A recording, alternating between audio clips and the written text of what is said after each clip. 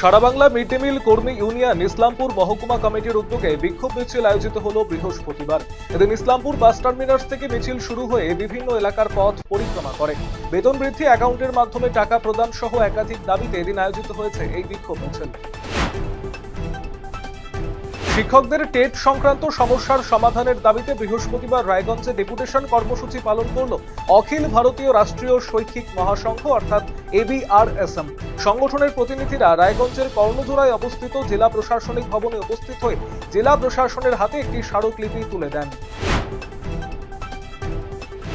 উৎকর্ষ বাংলা প্রকল্পের আওতায় প্রশিক্ষণপ্রাপ্ত ছাত্রছাত্রীদের শংসাপত্র বিতরণ এবং সংবর্ধনা অনুষ্ঠান বৃহস্পতিবার রায়গঞ্জের উকিলপাড়ায় অবস্থিত Raiganj Ukilpara brain booster education and social welfare সোসাইটির উদ্যোগে অনুষ্ঠিত হলো।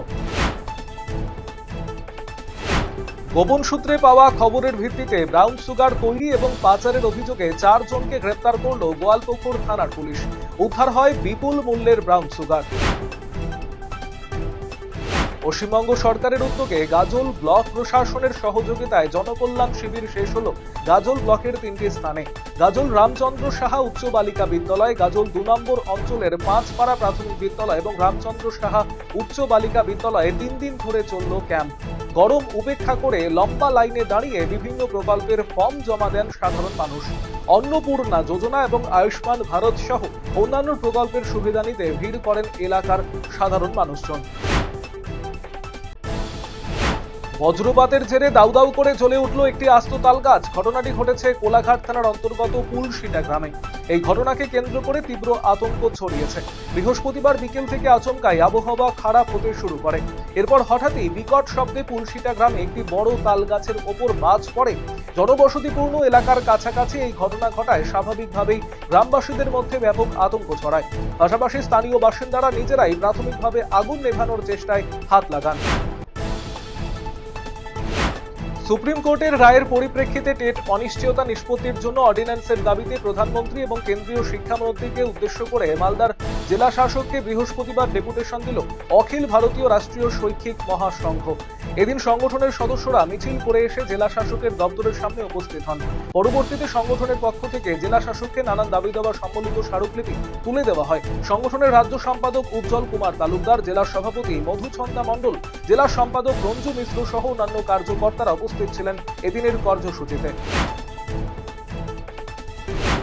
বৃহস্পতিবার বিকেল থেকে প্রবল ঝড়ে বিধ্বস্ত হয়ে পড়েছে পূর্ব মেদিনীপুর জেলার কোলাঘাট হলদিয়া সহ বিস্তীর্ণ এলাকা।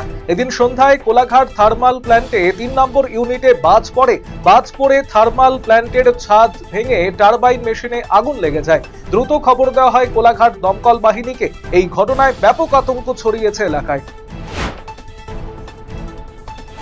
রান্নার গ্যাস, পেট্রোল এবং ডিজেলের লাগাম ছাড়া মূল্যবৃদ্ধির প্রতিবাদে উত্তাল হয়ে উঠল শিলিগুড়ি শহর।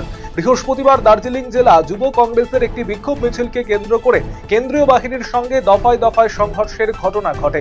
এই ঘটনাকে কেন্দ্র করে দীর্ঘক্ষণ ব্যাপক উত্তেজনা ছড়ায়। এদিন দার্জিলিং জেলা যুব কংগ্রেসের ডাকে শিলিগুড়ির হাসমিচক থেকে একটি প্রতিবাদ মিছিল বের হয়। সাধারণ মানুষের ওপর বাড়তে থাকা আর্থিক চাপ এবং মূল্যবৃদ্ধির অভিনব প্রতিবাদ জানাতে মিছিলের সামনের সারিতে রাখা হয়েছিল একটি গরুর গাড়ি। মিছিলটি হাসমিচক থেকে শুরু হয়ে এআরভিউ মোড় পরিক্রমা করে এবং পুনরায় হাসমিচকে এসে শেষ হয়। যুব কংগ্রেস কর্মীদের স্লোগানে মুখরিত হয়ে ওঠে গোটা এলাকা।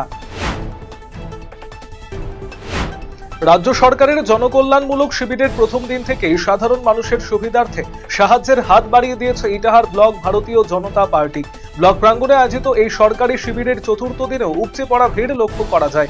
সাধারণ মানুষ যাতে সহজে বিভিন্ন সরকারি প্রকল্পের সুবিধে পেতে পারেন তার জন্য বিজেপির পক্ষ থেকে একটি সহায়তা শিবির খোলা হয়েছে। সেখান থেকে সাধারণ মানুষকে বিভিন্ন উন্নয়নমূলক কাজের ফর্ম দেওয়া এবং তা ফিল আপ বা পূরণ করে দেওয়ার কাজ করছেন দলীয় নেতাকর্মীরা। বিজেপির জেলা সহ সম্পাদিকা সবিতা বর্মন জানিয়েছেন, শিবিরের প্রথম দিন থেকেই তারা সাধারণ মানুষের পাশে দাঁড়িয়েছেন।